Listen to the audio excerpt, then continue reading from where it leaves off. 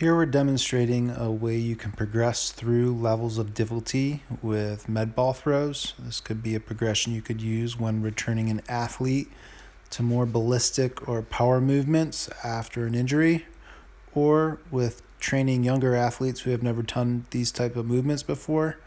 This would be where you want to start in this tall kneel hip hinge and make sure they can actually achieve a proper hip hinge and shoot their hips through while maintaining a neutral spine. Once they can do that in tall kneel, progress up off the floor, try to repeat the same thing in standing. The key is to make sure they're actually throwing the ball from their hip hinge and not using their arms coming through. You should see their hips hit full extension as the ball is already leaving their hands. Their hands should not be performing the throw. So once we can do it in the sagittal plane, we can add a little transverse and frontal plane component to it.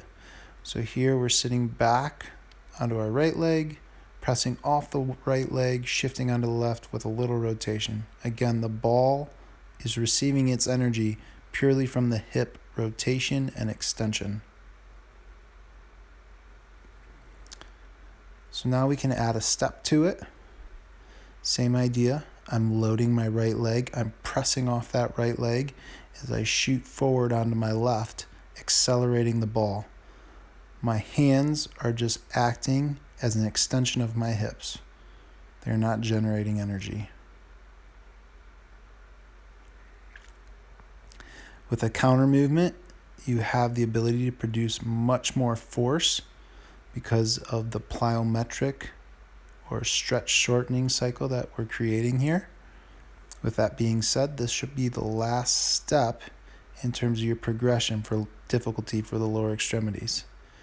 Now, if you have an athlete who's an overhead athlete, a throwing athlete, and you want to load the upper extremities, this is a great way to do it. Make sure that their elbow is tight to their side, almost like they're doing a chest pass. You don't want their elbow flared out too wide.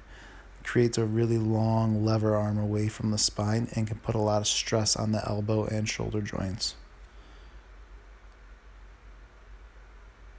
So same idea here. Load the right leg, explode off.